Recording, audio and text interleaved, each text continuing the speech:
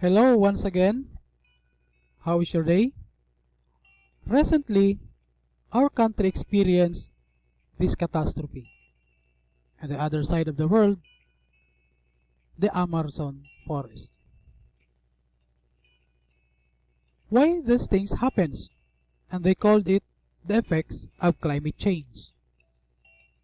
Before we proceed, let's have first our objectives and the guide questions.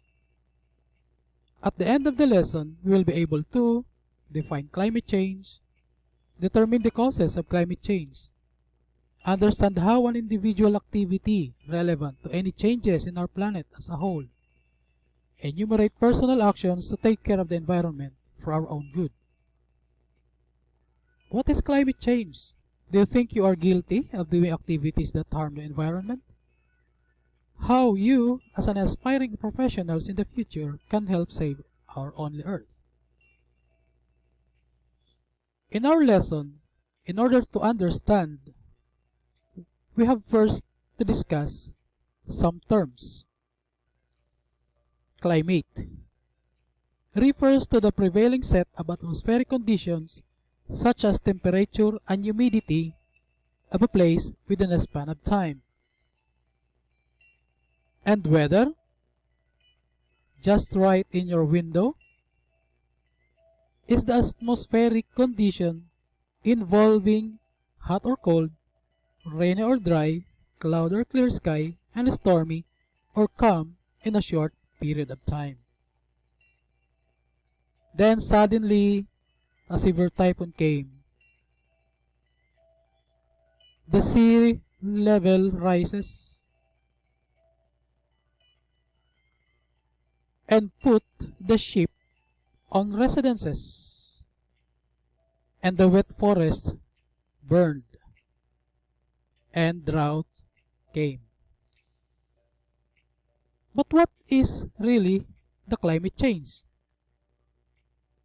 Climate change refers to the major changes in the climate that last for long periods of time up to decades or more. What are the causes? But it is not the question of what, but who. We keep on releasing excessive amounts of greenhouse gases into our atmosphere that cause the globe to increase 1 degree warmer on average than it was before the Industrial Revolution. Burning fuels, excessive or intensive agriculture, and deforestation.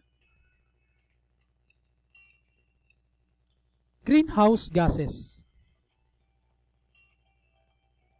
These are the greenhouse gases that goes up into our atmosphere.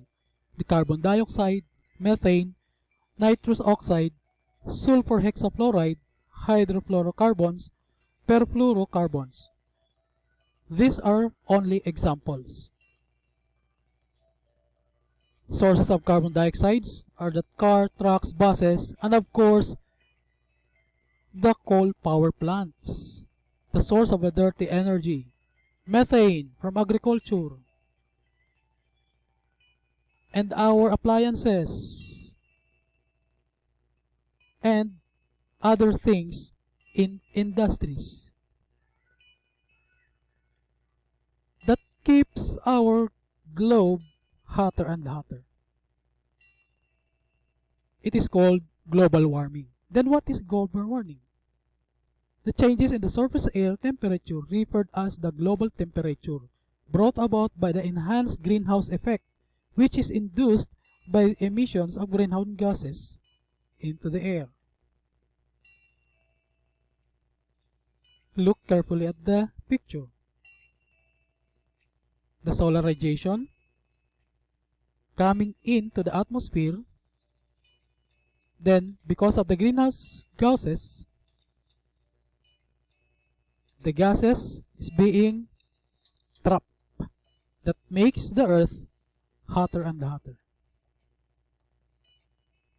So what we can do in order to mitigate, to lessen the greenhouse effect? First, of course, mitigation and adaptation. involves practices, policies, and technologies to prevent global warming from getting worse or to slow it down. And adaptations calls for the adjustment of lifestyle and introduction of adaptive changes in the areas of industry, health, and energy supply, which can be easily carried out without the huge spending from the government. For example, renewable energy. Through the 3 Rs, reduce, recycle, and for possible to lessen the carbon footprint. There are social and economic impact of climate change. The cost of adapting coastal areas to rising sea levels. Very common is even the relocation of the whole towns affected by the floods. Shrinking of productivity of harvest. Prices of basic foodstuffs and consumer goods will rise. Then, there will become the loss of capacity, work due to the heat. More wars to gain access to limited resources. Extreme meteorological phenomena will cause widespread poverty. Fresh water will be in short supply in some areas that will cause diseases to spread due to high temperature.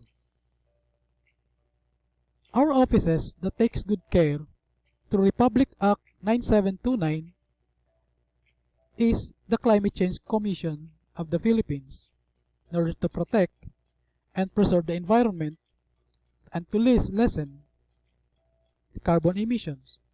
And the United Nations also do some actions through a framework conventions on climate change. Examples was the Paris Climate Agreement and to draft the Sustainable Development Goals.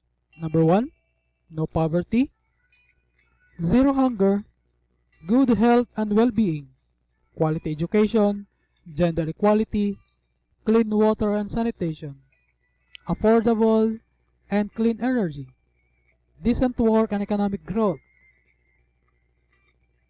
industry, induction and infrastructure, reduce inequalities, sustainable cities and communities, responsible consumption and production, climate action, life below water, life on land, peace, justice, and strong institutions, and partnership for the goals. Thank you for your attention. God bless.